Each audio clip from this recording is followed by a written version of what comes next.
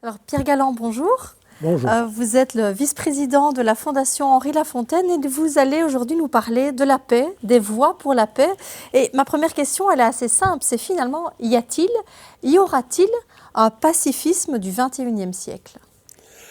Bon, alors, la première chose, c'est qu'est-ce que c'est que le pacifisme? Et le pacifisme est pour moi une notion qui suscite des analyses très diverses et même parfois très critiques et même, j'ai envie de dire, très agressives. Trotsky, par exemple, considère le pacifisme les pacifistes comme des valets de l'impérialisme. Le pacifisme relève de deux conceptions. L'une est l'action des partisans de la paix, l'autre l'action non violente, le pacifisme radical, celui de Gandhi par exemple. Mais on peut aussi avoir des expressions de pacifisme qui soient des luttes, les luttes armées menées par l'ANC, l'African National Congress de Nelson Mandela, étaient une lutte pour la paix, pour l'émancipation coloniale. Et la lutte menée après ça par Jean Jaurès était un antimilitarisme pacifique. Donc il y a différentes notions du pacifisme. Alors, dès le 19e et le 20e siècle, il faut reconnaître que le pacifisme aura le mérite de mettre en cause les notions de bonne ou de mauvaise guerre, ou les notions de guerre juste ou de guerre injuste.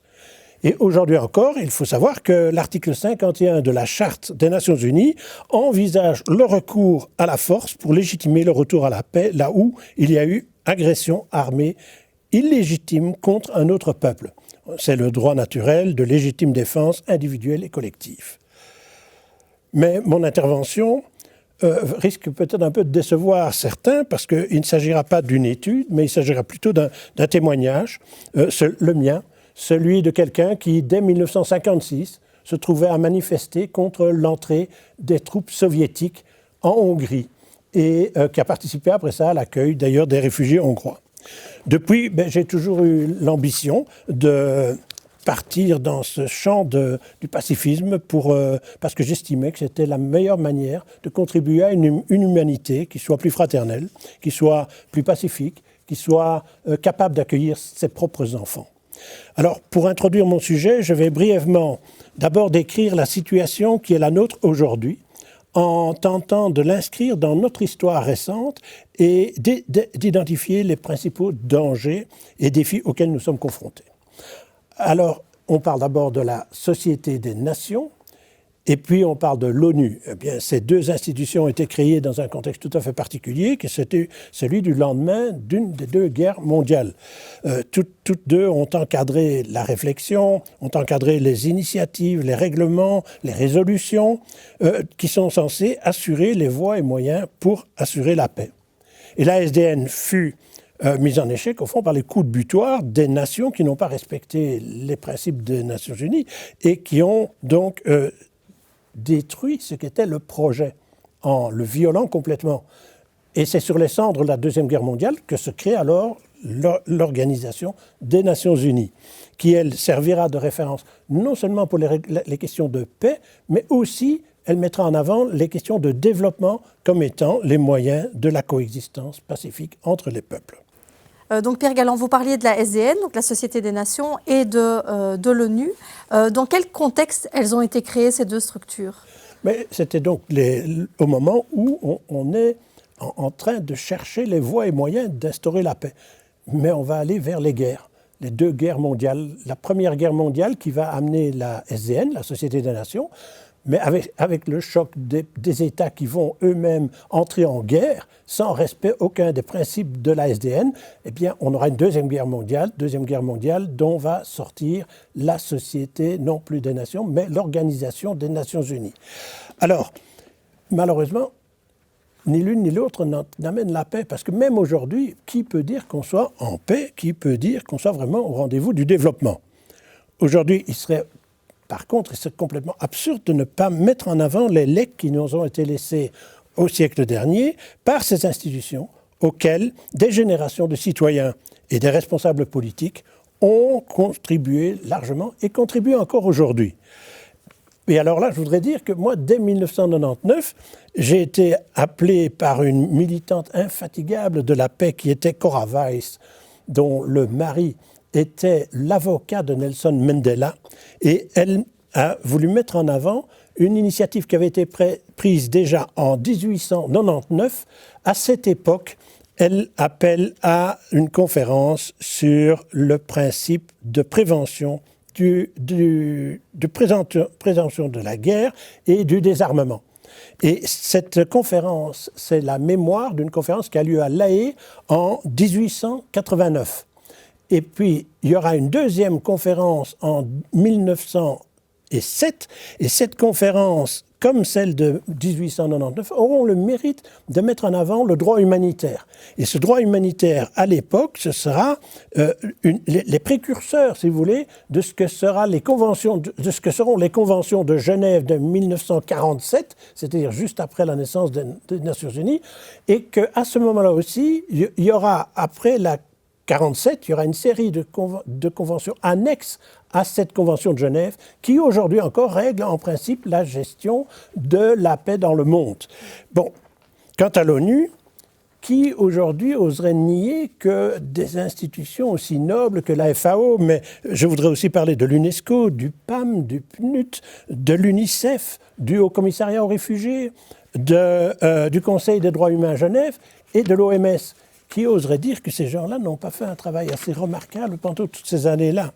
Alors, pour les peuples du Grand Sud, aussi, les Nations Unies, eh bien, ces peuples ont toujours en mémoire aujourd'hui cette fameuse résolution 1514 de 1960 qui leur accorde l'émancipation coloniale, qui définit quels sont les droits à l'autodétermination et les droits des peuples à disposer d'eux-mêmes.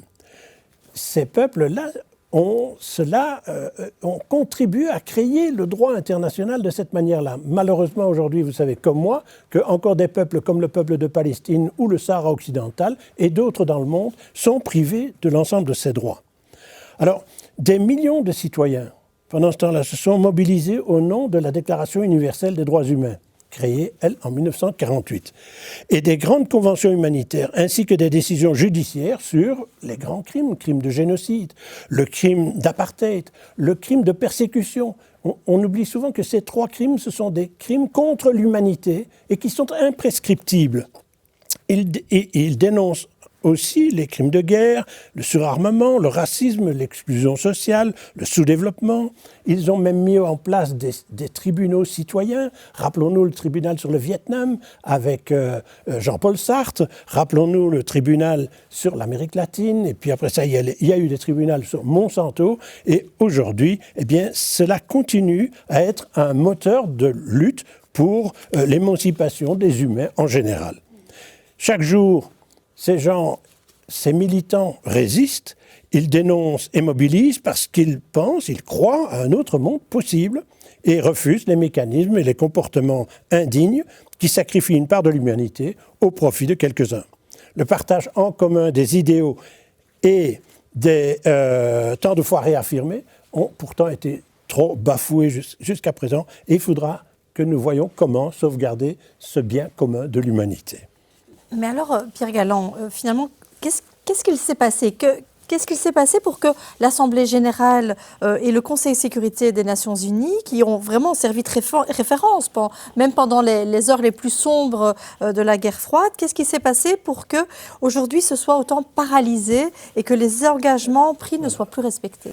Voilà, on est 75 ans plus tard et il faut constater qu'aujourd'hui, eh bien, non seulement il y a une espèce de paralysie dans les engagements, il suffit de penser à ce qui a été pris comme engagement lors de la COP21 et de ce qui en est aujourd'hui, tous les retards accumulés déjà. Il suffit de penser aussi aux objectifs du développement durable qui sont aussi très clairement définis par les Nations Unies et malheureusement trop peu respectés. Et enfin, il faut aussi penser, ce qui est très important pour moi, c'est le non-respect des traités de non-prolifération de l'arme nucléaire qui témoignent clairement de l'irresponsabilité des dirigeants et plus particulièrement des 5 membres de ce Conseil de sécurité qui sont, eux, les plus dangereux aujourd'hui. Et donc, quand ces engagements qui ont été pris ne sont pas tenus, ce sont des peuples qui sont victimes, ce sont des peuples qui en souffrent, qui en meurent, et c'est le danger pour l'ensemble de notre humanité. C'est aujourd'hui, il faut le dire, 1,5 milliard d'êtres humains qui sont aujourd'hui complètement marginalisés sur notre planète et que l'on ne prend plus en compte parce qu'on n'est pas en mesure de respecter les engagements qui ont été souscrits au sein des enceintes internationales. Alors, qui aujourd'hui entend encore le secrétaire général des Nations Unies ? Récemment encore, le secrétaire général des Nations Unies plaide pour l'aide d'urgence à 88 millions d'êtres humains qui sont les victimes non pas de la pandémie, mais des résultats de la pandémie, du fait qu'il manque les relais entre les nations qui permettent de combattre ces situations déplorables qui mettent des gens en danger pour leur vie. Alors on en est là, et puis ajoutons encore, et ça c'est extrêmement grave quand même, quand le secrétaire général, dès l'Assemblée générale de 2020, demande que l'on supprime la brevetabilité des brevets lorsqu'il s'agit de brevets sur la santé publique pour tous les êtres humains, indispensables à tous ces êtres, eh bien, il n'a pas reçu de réponse, il n'en a toujours pas reçu aujourd'hui, et cela me préoccupe vraiment beaucoup. Alors, là, je vois que j'ai envie de dire, qu'est-ce qui s'est passé ? Et de commencer à réfléchir un peu. Mais qu'est-ce qui s'est passé ? Eh bien, d'une part, il faut citer 3 faits essentiels. Le premier, c'est le tournant des années 90. Le second, c'est la prise de pouvoir planétaire, selon moi, par ceux qui contrôlent la sphère économique aujourd'hui. On ne doit pas vous faire l'exemple de la pyramide où au-dessus, il reste quelques riches, très riches, qui, eux, contrôlent l'ensemble du système économique mondial. Et puis, troisièmement, je pense qu'il y a de notre part à tous le manque de prévisibilité et d'anticipation des effets de l'Anthropocène. Alors, on va revenir sur ces 3 raisons. Alors, peut-être commencer par la première. Vous disiez, il y a d'abord le tournant des années 90. Pourquoi ce tournant des années 90 ? Qu'est-ce qui s'est passé ? Expliquez-nous. Eh bien, c'est intéressant parce que, d'après moi, la scène internationale a été marquée de fortes ruptures et d'optimisme. Alors, la première de ces ruptures, c'est la chute du mur de Berlin. Tout le monde se rappelle la chute du mur de Berlin, le fait que les armées soviétiques se retirent de l'Allemagne et le fait que c'est suivi du démantèlement du pacte de Varsovie. C'est un grand moment historique. Et l'autre grand moment historique, même moment, c'est Nelson Mandela est libéré de sa prison et on met fin à l'apartheid en Afrique du Sud. Bien, je pense que pour une large majorité de l'opinion publique, pour les gouvernants même, pour beaucoup de membres de la société civile, des mouvements de la paix, ces faits marquants laissent entrevoir une issue nouvelle de coexistence possible, coexistence pacifique. Le slogan des années 70, ce sera « désarmer pour développer ». Et ça enthousiasme des millions de gens. En Belgique, à cette époque-là, 1983, vous avez 400 000 personnes dans la rue, suivant le soir, pour protester contre l'installation des missiles de moyenne portée. Et vous en avez quelques semaines plus tard, des États-Unis et d'Europe, 1 million qui sont devant les Nations Unies pour réclamer le désarmement nucléaire. C'est quand même impressionnant. L'Europe est traversée par ce courant optimiste, mais cependant, elle va se trouver confrontée au fait qu'on n'a pas la même perception des faits et des choses du côté des États-Unis, où le courant de la guerre domine la sphère politique et le courant Hayek-Friedman domine l'économie ultralibérale qui triomphe à ce moment-là. Alors, la chute du mur de Berlin et l'implosion de l'URSS ont été vécues par les Européens comme une opportunité pour sortir de la confrontation Est-Ouest et d'entrer dans une nouvelle coexistence pacifique en mettant cette fois les 3D en avant, c'est-à-dire le désarmement d'une part, le développement d'autre part et la démocratie comme étant le liant des deux. Et je pense que pour nous, à l'époque, moi je l'ai vécu quand même comme étant quelque chose qui pouvait arriver, qu'on pouvait obtenir, qu'il fallait vraiment relever ses manches pour y arriver. Et cette opportunité n'a pas été saisie parce que le pacte de Varsovie, s'il est démantelé, eh bien c'est pas le cas de l'OTAN. L'OTAN, c'est le traité de l'Atlantique Nord. L'OTAN, après que le cacafouillage se réorganisera sur base de la vision des États-Unis, et pour eux, la chute du mur de Berlin ou la fin de l'URSS, c'était d'abord la chute de l'empire du mal, du communisme. L'OTAN allait marginaliser le rôle de l'ONU et se présenter comme étant le garant militaire de cette nouvelle mondialisation. Tout comme l'OMC devenait le régulateur du commerce international, marginalisant à son tour les organisations onusiennes, notamment le Programme des Nations Unies pour le développement et l'ONUDI. Dans ce contexte, les USA vont conforter leur hégémonie en provoquant déjà la première guerre de l'Irak, guerre refusée par la France, par l'Allemagne et par le Benelux. Et rappelez-vous le discours assez extraordinaire de Villepin, ministre des Affaires étrangères français, aux Nations Unies pour plaider contre cette guerre. Malheureusement aussi, rappelez-vous que peu après, eh bien, vous avez le mensonge de Colin Powell, le grand militaire, et de Tony Blair, le chef de l'État britannique, qui accuse l'Irak de posséder des armes nucléaires, raison pour laquelle ils entrent en guerre contre l'Irak, et ce sera un massacre. Mensonges qui ont servi de motif pour une guerre, c'est absolument horrible.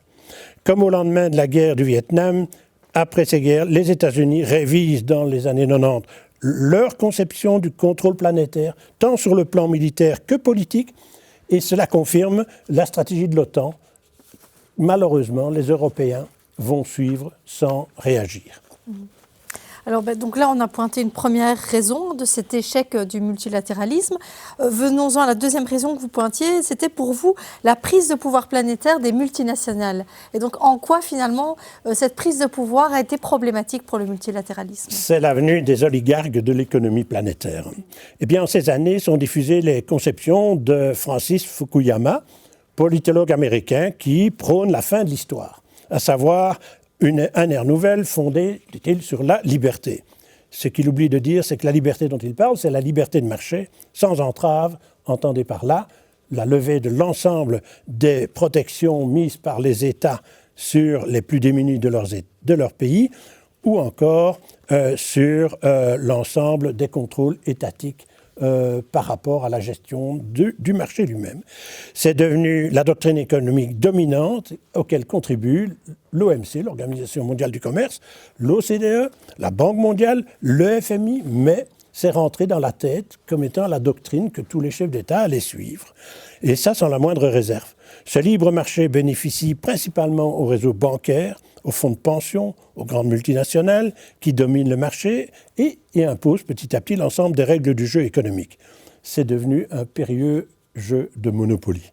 Après avoir déconstruit les structures étatiques via les politiques d'ajustement structurel et les principes du consensus de Washington, qui sont les fondements idéologiques de tout le système sur lequel nous vivons aujourd'hui. Alors, les prédations, les destructions, les pillages des ressources naturelles, la dégradation et la négation des droits sociaux vont s'accélérer. Les grands messes comme celle du sommet de Davos, Forum économique mondial, confortent les doctrines ultralibérales. Le fameux TINA, le « There is no alternative » de Mme Thatcher et de M. Reagan, qui était déjà dans l'air à partir des années 80-90, triomphe et renverse sur son passage toutes les formes de résistance populaire. Est-ce à dire pour autant qu'il n'y a pas de résistance? Non, que du contraire, nous sommes dans un monde qui est extrêmement dominé par une idéologie et qui est aussi appuyé par une espèce d'intoxication qui va aller jusqu'à au cynisme de contrôle sur toute la manière dont les gens peuvent avoir à penser ou à consommer. Alors, je sais qu'à ce moment-ci, vous aimeriez faire peut-être quelques remarques sur la globalisation, tant qu'on parle d'économie. Oui. Alors là, je voudrais faire quelques remarques sont de trois ordres.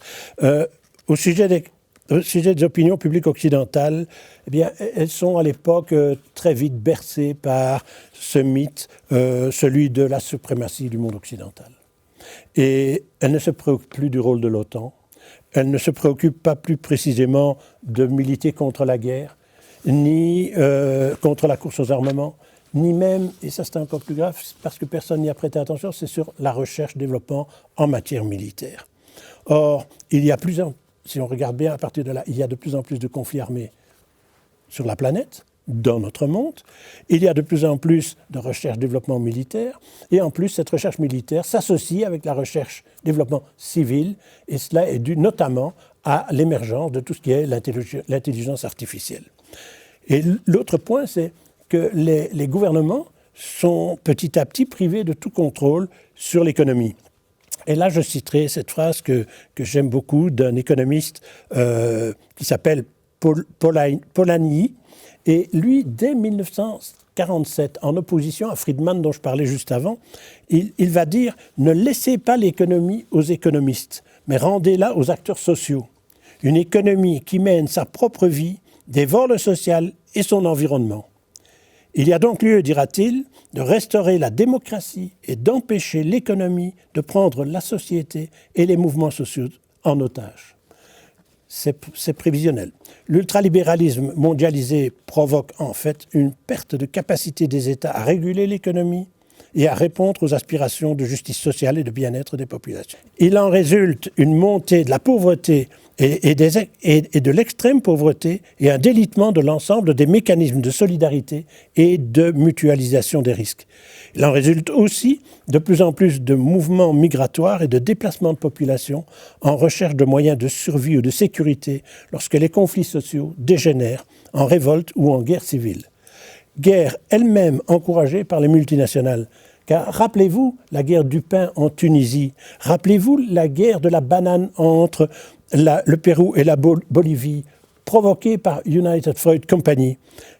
Rappelez-vous, et encore aujourd'hui, les guerres de trafic de drogue et plus récemment, celles suscitées par le terrorisme islamique. Et là, je voudrais aborder un point clé pour moi par rapport à tout ce qui est la l'égalité internationale. La coopération devait être la face noble de nos relations internationales. La coopération au développement avec les pays du Sud, c'était l'aspect positif de ce que nous pouvions apporter au monde. Et tout ça va se fracasser un 7 avril 1994. 7 avril 1994, on y est à la commémoration, 27 ans plus tôt, se déroule au Rwanda un génocide. 1 million de personnes vont mourir en 3 mois du fait du génocide. Et j'ai été appelé par le programme des Nations Unies à faire une enquête sur les financements du génocide. Et quand j'ai fait ce travail, j'ai été complètement sidéré parce que j'étais accompagné d'experts économistes du Canada, de juristes de l'ULB. Et nous avons démontré les complicités multiples de la Banque mondiale, des États bailleurs de fonds comme la Suisse, la Belgique, la France, l'Autriche et d'autres, j'en passe. Nous avons montré comment, au cours des années 1990-1993, c'est-à-dire les 4 années qui précèdent le génocide, comment c'était organisé les responsables de ce génocide, comment ils s'étaient organisés pour lancer, préparer et déclencher le génocide le 7 avril 1994, lorsque l'avion Abiyaman est bombardé et mis au sol. Eh bien, il faut savoir que tous ces préparatifs ont été faits par ces gens grâce à l'aide internationale, grâce à la coopération au développement. Aujourd'hui encore, il y a des génocidaires qui sont bien identifiés, qui vivent libres, protégés, en France, en Belgique et au Canada. Plus de 27 ans plus tard, aujourd'hui donc, c'est grâce à quelques indignés courageux, c'est grâce aux membres de Survie France et des journalistes, investigateurs, eux aussi très courageux parce qu'ils le font à leur risque de leur vie, que le voile de la complicité est levé. Dès 1992, cependant, c'est-à-dire 2 ans avant le génocide, déjà, un avocat belge, Éric Gillet, avait, à la demande du Centre national de coopération et développement de l'opération Songeance, fait une mission sur place et alerté les opinions publiques et les politiques du danger d'un génocide.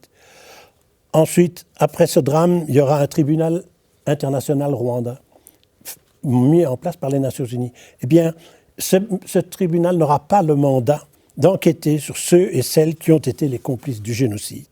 Voilà qui sonne le glas d'une justice internationale véritablement efficace et d'une coopération au développement qui serait porteuse de paix pour les peuples. Ce n'est clairement plus le cas. Alors, du coup, venons-en à cette 3e raison de l'échec du multilatéralisme. Donc, après les 2 premières, vous aviez dit le tournant des années 90. Deuxièmement, cette montée en puissance des multinationales notamment et de ce pouvoir économique. Et 3e raison, selon vous, c'est le manque d'anticipation des effets de l'Anthropocène. Alors, dites-nous et expliquez-nous. Eh bien, au fond, face à l'ensemble des évolutions économiques et politiques aujourd'hui, c'est clair qu'on a des nouvelles formes de conflits en tout genre, que ce soit social, que ce soit économique, que ce soit des guerres. Et alors, il faut savoir quel type de réponse pacifiste serait adaptée aux situations nouvelles. Et je pense que nous sommes en train de vivre aujourd'hui en direct ce que c'est que le chaos. Notre monde est en plein chaos et c'est mis en lumière par la pandémie du Covid. La santé, droit essentiel de chaque être humain, est comme jamais auparavant soumise aux aléas du marché monopolisé par les Big Pharma. Et l'OMS, qui est censée, elle, organiser la réponse à la pandémie, assurer le partage des connaissances pour les soins et favoriser les solidarités entre les différentes contrées du monde, partout dans le monde, eh bien, s'est vu accusé par l'ex-président Trump, rappelez-vous, d'être simplement aux mains des Chinois. La guerre économique de certains États et de multinationales afin d'accaparer les ressources naturelles cause des déforestations massives, tant au Congo qu'au Brésil et ailleurs dans le monde. L'eau, qui doit être un bien commun de l'humanité, est de plus en plus privatisée et objet de spéculation. Ce sont les éléments fondateurs du chaos, selon moi. Comme le disait Antoine Alarc, avec qui j'ai fondé à Oxfam en 1967, eh bien aujourd'hui, pour avancer, il faut deux jambes. La première, c'est pour la paix. La seconde, c'est pour le développement. Mais aujourd'hui, c'est le chaos. Et si cela n'empêche pas de poursuivre et de mener des actions de solidarité internationale et locale, d'agir pour la paix sur le plan mondial comme sur le plan national, il faut faire le désolant constat sur la scène internationale, à l'ONU. Ce sont encore des vieilles recettes que l'on utilise et que l'on fait semblant d'utiliser, mais sans plus de résultats. Or, je dis, on ressort le catéchisme, mais en fait on n'y croit plus. Et donc, soyons clairvoyants, honnêtes envers nous-mêmes et admettons que si paix, coopération, entraide, valeurs d'humanisme, liberté doivent rester le fondement de nos actions pour la survie de l'humanité, eh bien cela exige de tenir compte de ces réalités d'abord. Il faut confronter ce qui est inacceptable, à savoir tout ce qui viole les droits humains, tout ce qui est prédation et destruction du vivant. Nous devons donc réfléchir à ce qu'il est urgent d'entreprendre pour permettre à la génération de ce XXIe siècle de résoudre le défi anthropocène de la survie de notre humanité et de notre planète. En ce mois de mars, je raconte ça souvent, c'est le patron de Danone. Il avait pour objectif d'humaniser et de verdir son entreprise. Un fonds de pension détenteur de 3% des actions de Danone a manœuvré pour l'écarter, car la valeur boursière de l'action avait légèrement diminué tout en restant au-dessus des deux chiffres. Eh bien, le lendemain de sa mise à l'écart, l'action de Danone remontait. Eh bien, voilà le cœur du cancer de nos sociétés aujourd'hui. C'est le capitalisme financier, profiteur et tueur. Quand j'étais sénateur, j'ai tenté et j'ai obtenu que l'on fasse un vote à majorité qualifiée pour mettre en place ce qu'on appelle la loi Tobin-Spann. De quoi s'agit-il ? Eh bien, il s'agit simplement d'essayer de contrôler les transactions financières spéculatives qui, aujourd'hui, pourrissent le monde. Il fallait trouver les moyens de faire en sorte qu'à partir des lieux que nous connaissons déjà, le système bancaire, c'est tout ce qui se passe sur la planète dans l'ensemble des différents mouvements financiers qui se produisent. Et cela est contrôlé à partir du SWIFT, d'un système qui est tout proche de chez nous, il est au Luxembourg. Eh bien, il suffisait de taxer les transactions spéculatives et ça aurait déjà calmé le jeu économique mondial. Et ça aurait pu mettre fin à ce qui était la manière dont aujourd'hui les entreprises, les banques, les fonds de pension mettent de côté au secret dans des paradis fiscaux la majorité de leurs bénéfices, de leurs profits. Et cela, je pense que c'est essentiel parce que exfiltrer des capitaux, c'est d'abord de l'incivisme sur le plan non seulement fiscal, mais sur le plan politique.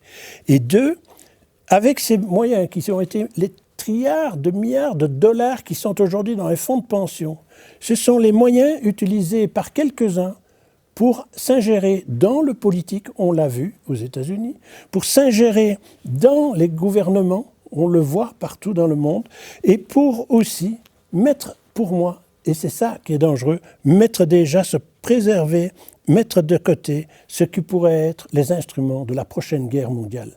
Et là, nous avons donc à nous mobiliser pour mettre fin à ce genre de trafic, et qui est un trafic aujourd'hui qui se fait au jour le jour, de minute en minute, de seconde en seconde.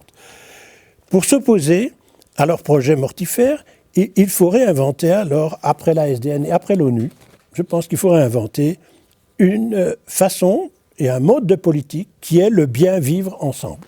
Alors, je voudrais faire une comparaison, si vous me permettez, c'est aujourd'hui, les gens comprennent mieux, à l'occasion de la pandémie et du désastre climatique, ce que veut dire et ce que signifie ce phénomène d'anthropocène.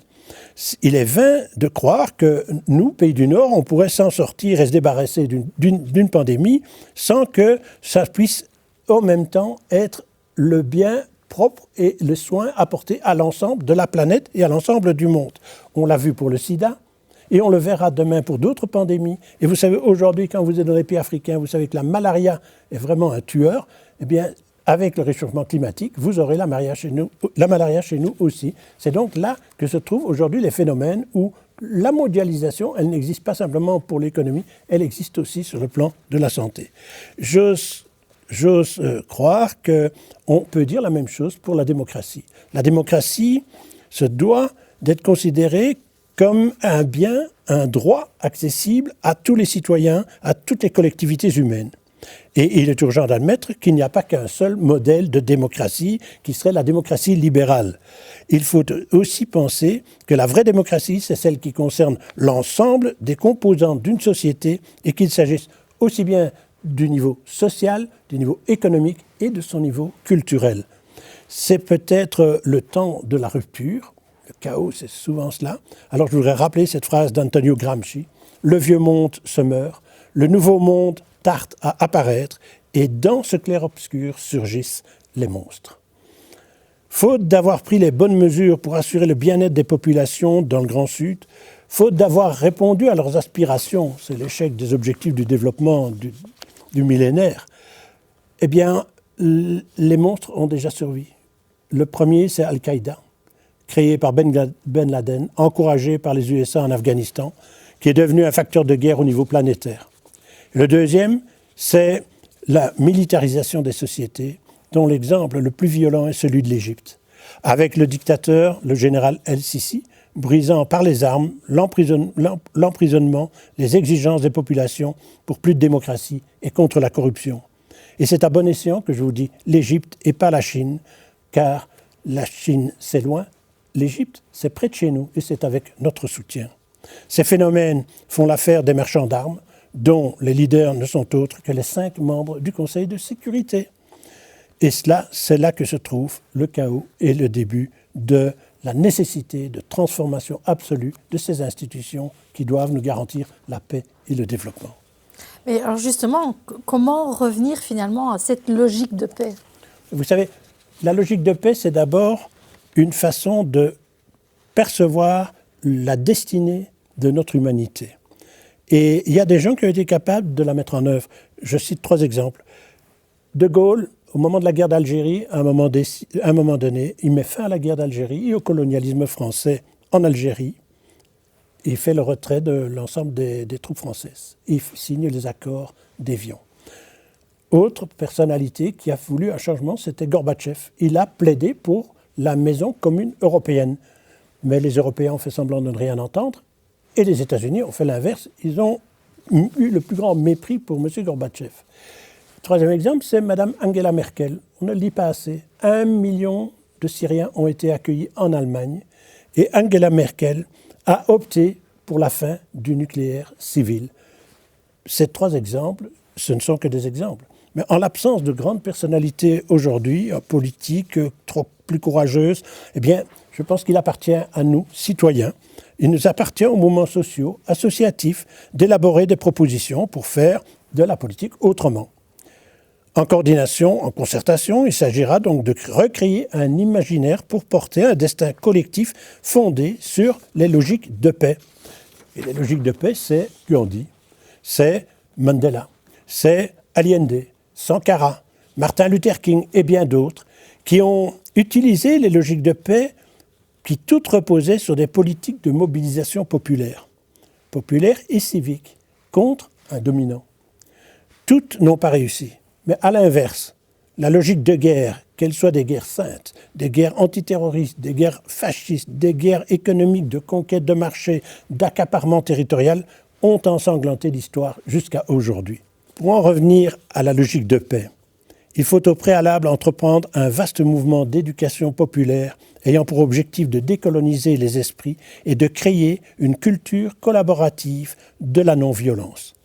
Comme l'explique et le pratique mon amie indienne Vandana Shiva, avec les syndicats paysans indiens, ils sont plus de 80 millions qui luttent pour la défense de leurs terres et l'accès à l'eau.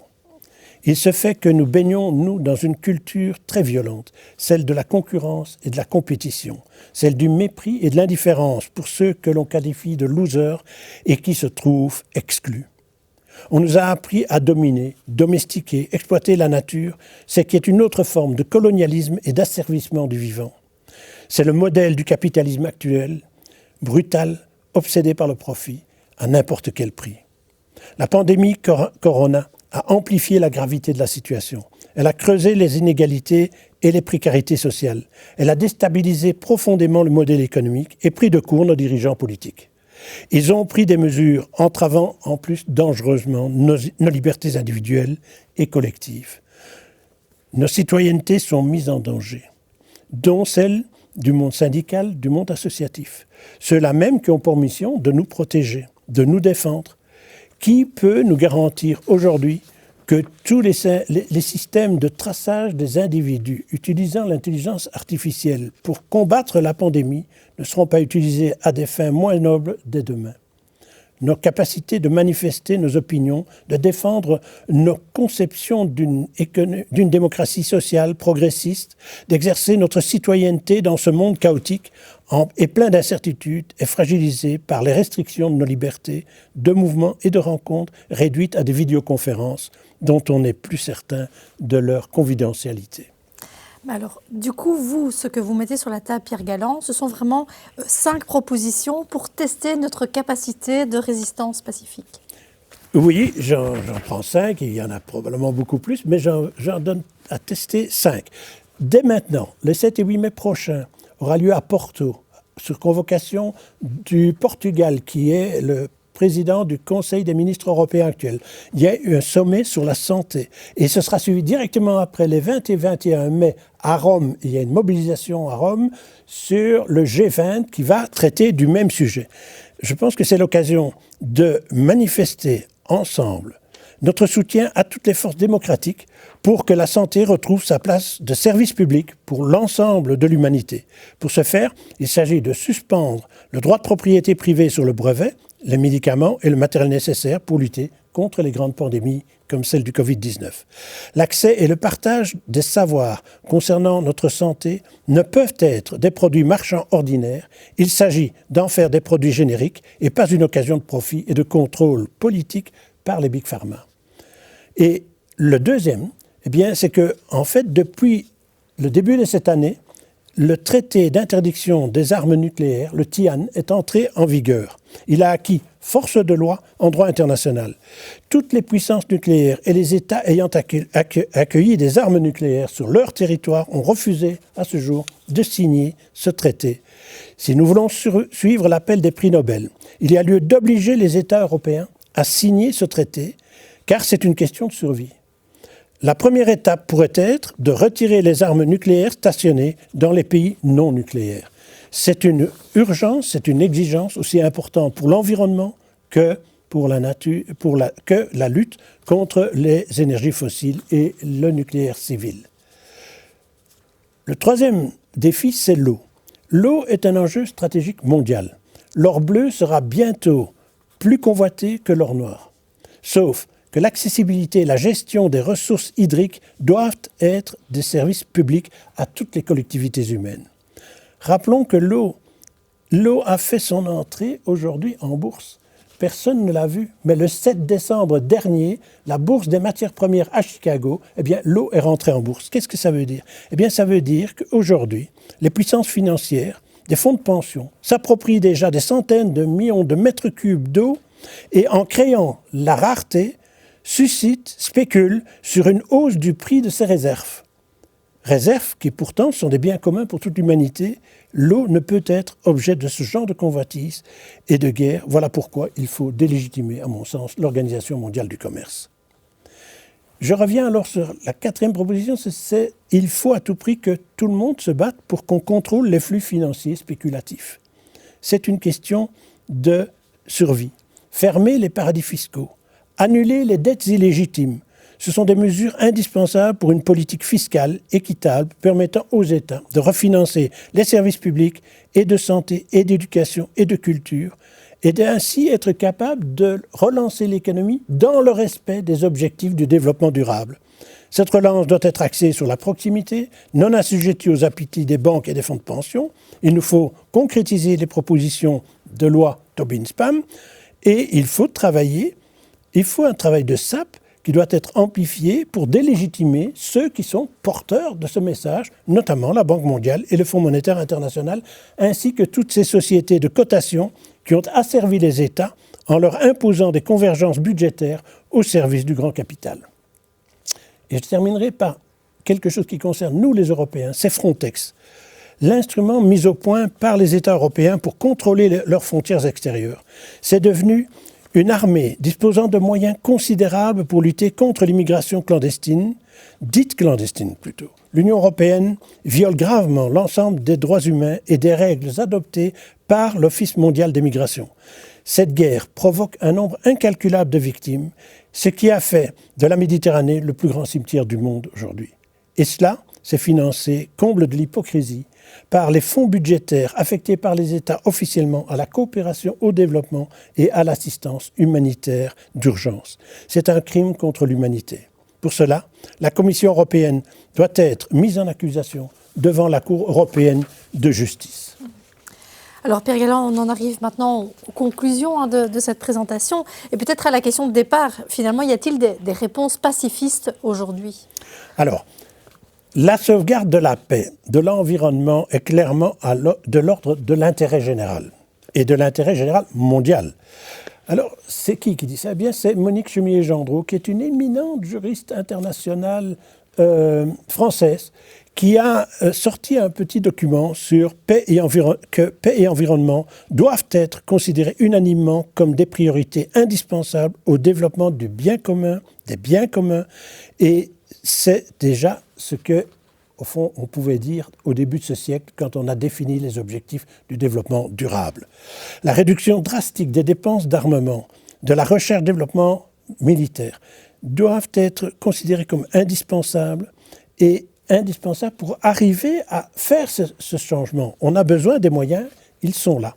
Devant l'échec patent des Nations Unies à obtenir ces réductions, il faut oser aller de l'avant et reformuler un projet de Parlement mondial chargé de mettre en place une nouvelle organisation mondiale débarrassée du Conseil de sécurité actuellement contrôlé par les 5 membres permanents du Conseil de sécurité, les plus dangereux en fait. Ce Parlement aurait la mission de conduire la transition vers un nouveau monde qui puisse arbitrer les conflits, disposer de moyens indispensables à la protection des populations civiles. Or, cela nécessite une mobilisation permanente, non seulement des États, mais aussi des enseignants, des éducateurs, de la société civile, pour qu'on puisse contribuer à la création d'une culture collective de la non-violence, comme l'explique mon ami Vandana Shiva, dont j'ai parlé juste avant. Il est urgent d'entreprendre cette transition, dit-elle, afin d'assurer la survie de notre humanité. Les sociétés civiles engagées pour ce changement doivent avoir leur mot à dire dans cette recomposition et cette restructuration des démocraties qui entendent s'émanciper des politiques asservies aux seuls détenteurs des capitaux et aux penseurs ultralibéraux. La capacité des peuples à faire démocratie par le bas sera l'alternative. Il nous faut une démocratie d'émancipation, celle qui dénonce les désignations identitaires meurtrières, celle qui refuse toute complaisance avec l'obscurantisme qui tue, celle qui prône un esprit de tolérance selon lequel il n'y a pas de civilisation ou de religion qui soit supérieure à une autre. Cela passera par la réappropriation par les peuples de l'économie relocalisée et non dépendante des spéculateurs et des bourses dévoyées de leur finalité première. Un grand nombre d'institutions et de lois scélérates devront faire l'objet d'un important travail parlementaire pour assurer des lois plus justes, plus protectrices des personnes et des groupes les plus fragilisés, car le projet doit refonder la solidarité qui doit devenir la clé de voûte de notre futur collectif pour sortir de ce chaos dont j'ai parlé. Alors le mot d'ordre doit être d'assurer, avec les signataires de la Charte des Nations Unies, un partenariat constructif, pacifique, pour un nouvel état de droit international qui soit respecté par tout le monde. Les arsenaux nucléaires doivent être démantelés, car ils seront la garantie que nous voulons réellement préserver l'avenir des jeunes générations. Et c'est pour ça qu'il faut soutenir la campagne ICAN qui a reçu le prix Nobel de la paix il y a 2 ans, ne l'oublions pas.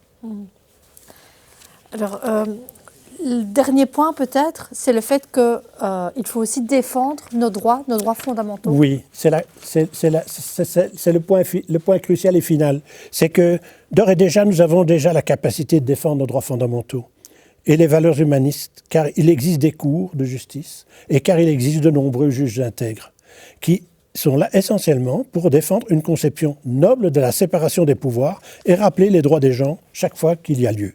Droits individuels, droits collectifs, droits humanitaires, celui des conventions de Genève, celui du droit international, celui des droits des peuples. Tous ces droits sont le résultat de mobilisations populaires, ne l'oublions jamais. Aujourd'hui, les citoyens doivent s'organiser comme le firent leurs pères pour obtenir que ces droits soient respectés et implémentés. Je pense qu'à cet égard, les tribunaux d'opinion, tels que ceux lancés par Lord Russell à l'époque avec la Fondation Russell, la Fondation Basso, le tribunal Russell, le tribunal permanent des peuples, mais aussi le tribunal Monsanto, ce sont des marqueurs indispensables pour faire entendre l'ensemble de ces droits et assurer leur application. Et demain, nous avons pour mission donc de convoquer les Nations Unies devant un tribunal citoyen d'opinion pour le condamner, ou bien pour leur dire qu'ils n'ont pas rempli leurs obligations, et pour, avec ceux qui sont prêts à le faire, définir quel pourrait être le contrat de notre humanité pour sortir de la mauvaise gestion actuelle.